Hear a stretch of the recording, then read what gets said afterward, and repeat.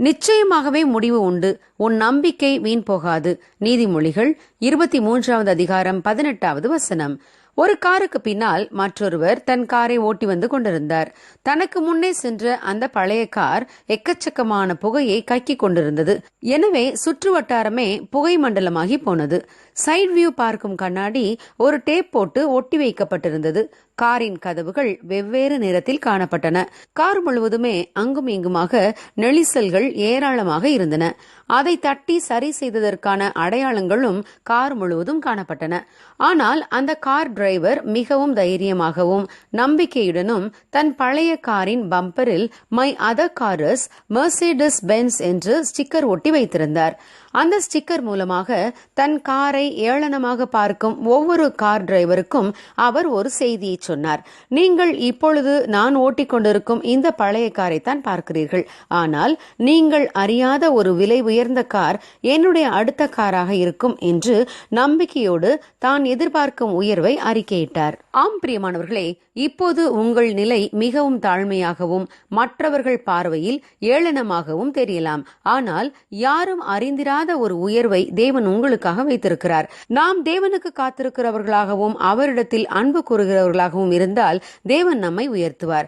ஏனெனில் தேவன் தம்மில் அன்பு கூறுகிறவர்களுக்கு ஆயத்தம் பண்ணினவைகளை கண் காணவும் இல்லை, காது கேட்கவும் இல்லை, அவைகள் மனுஷனுடைய இருதயத்தில் தோன்றவும் இல்லை என்று நாம் 1 கொரிந்தியர் 2வது அதிகாரம் 9வது வசனத்திலே வாசிக்கிறோம். இப்படிப்பட்ட நம்பிக்கை நமக்கு இருக்கும்போது அந்த நம்பிக்கை வீண் போகாது. மற்றவர்கள் உங்களை எப்படி பார்க்கிறார்கள் என்பதல்ல முக்கியம். நீங்கள் உங்களை எவ்வாறு பார்க்கிறீர்கள், உங்களை எவ்வாறு மதிக்கிறீர்கள், தேவன் உங்களுக்காக வைத்திருக்கும் உயர்வை உங்களால் விசுவாச கண் கொண்டு பார்க்க முடிகிறதா என்பதே முக்கியம்.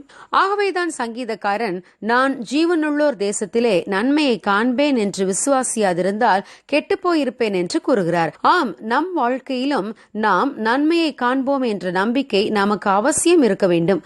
தாவீதை அவன் தகப்பனும் சகோதரர்களும் ஆடு மேய்ப்பவனாக ஏளனமாக பார்த்தனர். அவன் வீட்டில் நடந்த ஒரு பெரிய பலி விருந்துக்கு கூட அவனை அழைக்க வேண்டும் என அவன் தகப்பன் எண்ணவில்லை. அவன் சகோதரர்களும் அவன் யுத்த களத்திற்கு வந்தபோது அவனை அதட்டினார்கள். நீ இங்கே ஏன் வந்தாய்? வனாந்திரத்திலே உள்ள கொஞ்ச ஆடுகளை நீ யார் வசத்திலே விட்டாய்? யுத்தத்தை பார்க்க அல்லவா வந்தாய் என்று தாவீது தன் சகோதரனால் கடிந்து கொள்ளப்பட்டான். ஆனால் தாவீதோ அவர்கள் இழிவான ஒரு ஆடு மேய்ப்பவனாக தன்னை பார்த்தது போல அவன் தன்னை பார்க்கவில்லை.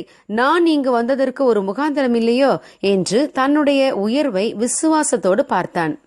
அவன் விசுவாசித்தபடியே ஆடு மேய்த்த தாவீது அரசனானான். ஆம், உங்களுக்கும் மிகப்பெரிய உயர்வை தேவன் வைத்திருக்கிறார். அதை அறிக்கையிடுங்கள், விசுவாசியுங்கள். நிச்சயமாகவே முடிவு உண்டு. உங்கள் நம்பிக்கை வீண் போகாது.